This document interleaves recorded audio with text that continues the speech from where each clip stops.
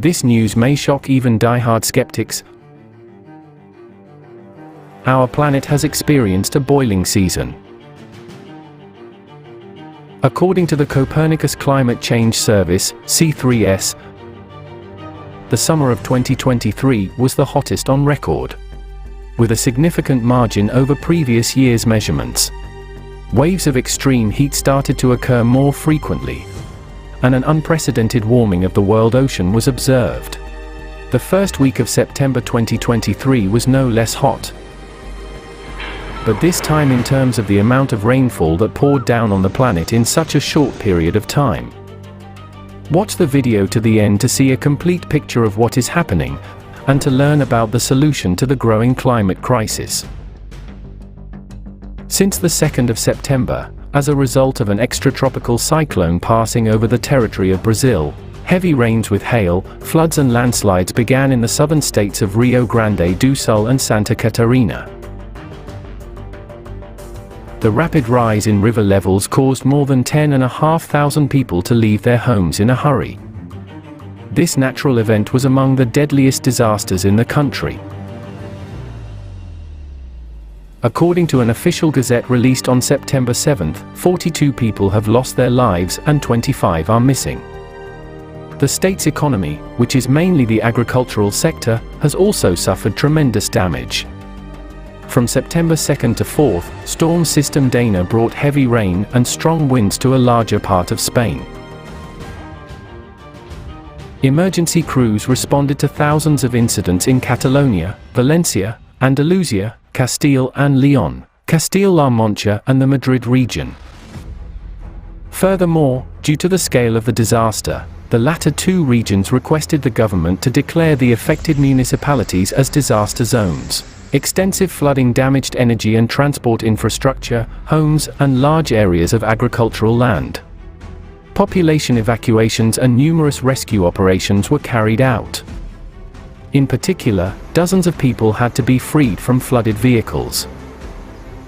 There were reports of casualties and people reported missing. In terms of its destructive impact, Dana was the most severe weather event in the country this year. Turkey faced two natural forces at a time, fire and water. Heavy rains disrupted life in many provinces of the country. On September 3rd, large-scale flooding occurred in the Black Sea region. In Samsun, 2 monthly norms of precipitation fell in just 6 hours. People were trapped in water in their homes and workplaces. Roaring torrents were literally overturning cars on flooded roads. 2 days later, floods engulfed Turkey's capital Istanbul. The Arnavutköy and Başakşehir districts in the northern part of the metropolis suffered the most from the powerful downpour. Nearly 2,000 houses, shops and administrative buildings were flooded there. Dozens of people inside the flooded areas posted videos online calling for help. The severe weather claimed the lives of 2 people, and over 30 were hospitalized. On the 4th of September, a fast-growing fire broke out in a forested area in Maltepe district, Istanbul province. The fire threatened residential buildings. Local residents assisted firefighters in extinguishing the fire. On the same day, a storm cyclone Daniel, coming from the Aegean Sea, hit western and central Greece, including the capital Athens. Downpours with intense thunderstorms did not stop for several days. According to the chief meteorologist of the National Observatory of Athens, an unbelievable amount of precipitation, more than half of the annual average, fell in the area of Volos within 24 hours.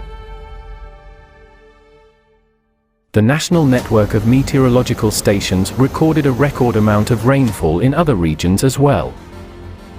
By the way, some gauges stopped transmitting data due to power failures while the downpours were still continuing. The Thessaly Plain, the breadbasket of Greece, found itself under tons of water.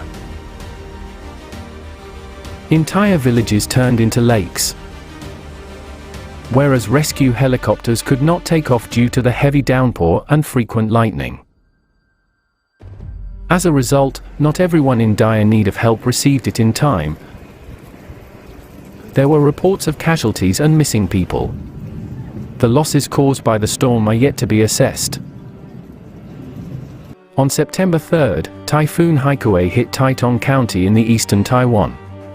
The winds, with gusts in some places reaching 121 miles per hour, easily toppled trees and metal structures. Often, it is the falling trees that pose a serious danger to people. Yet, thanks to early evacuation, human lives were saved. The next day, the typhoon made a second landfall, this time on the southwest of the island, in Kaohsiung City, where it also caused significant material damage. A day later, Typhoon Haikui brought extremely heavy rains to many cities in Fujian Province, China. The natural disaster caused the loss of lives and the evacuation of over 114,000 people. On September 7th and 8th, the remnants of Typhoon Haikui hit the major Chinese city of Shenzhen with the heaviest rainfall on record, with a total of 247 millimeters of precipitation falling in just 3 hours. On the same days, intense rainfall triggered by the aftermath of Typhoon Haikui led to widespread flooding in neighboring Hong Kong. Automobile traffic came to a complete standstill. People were forced to escape on the roofs of their cars. Water flooded the ground floors of buildings and several underground stations. The Hong Kong Observatory recorded 158 millimeters of rainfall in an hour. This figure is a new record for almost 140 years of observation history. It is worth noting that the rains hit Hong Kong and China just a week after the most powerful typhoon, Saola, in 5 years. In the first 7 days of September, floods and hailstorms occurred in other countries as well. Let's list just a few of them. Hailstorm in Kakheti, Georgia. Fist-sized hail and strong winds damaged vineyards and farmland. Roofs of houses, cars, and power transmission towers were damaged. Hailstorm and flooding in Portugal. The municipalities of Valpecos and Mirandela were affected the most by heavy rain and hail. In some farms in the Trás-os-Montes region, up to 70% of olive groves and vineyards were destroyed. Floods in northwest Algeria. Due to heavy rains in the provinces of Tlemcen and El Bayad, 8 people lost their lives. Flooding in Panama. Intense rains caused flash flooding in the provinces of Kolan, Panama, and Kokal. Hailstorm in Novosibirsk, Russia. The consequences of this event, unexpected even for meteorologists, include damaged crops, shattered cars, and queues at trauma centers. Flooding in Bulgaria. Due to heavy rains in the southern Black Sea region of the country, coastal cities and towns were submerged in water. The municipality of Sarajevo declared a state of emergency, as well as the evacuation of local residents and tourists, for casualties were reported. At the same time, powerful earthquakes began to shake the planet. On September 6th, a magnitude 6.2 tremor shook the central coast of Chile, and left more than 80,000 customers in the Coquimbo region without electricity. Hundreds of thousands of people felt the strong tremor. And already on the 8th of September, a rare earthquake with magnitude 6.8, or 7 according to other reports, occurred in Morocco. The tremor struck the center of the country. Its epicenter was near the popular tourist and economic center of Marrakesh. This is the strongest earthquake here for at least the last 120 years. According to WHO, more than 300,000 people were affected in Marrakesh and surrounding areas. The tremors lasted only a minute and a half, but within this time the appearance of some cities changed beyond recognition. The walls of buildings instantly turned into dust and debris. Eyewitnesses living in the foothills said that some towns were destroyed completely.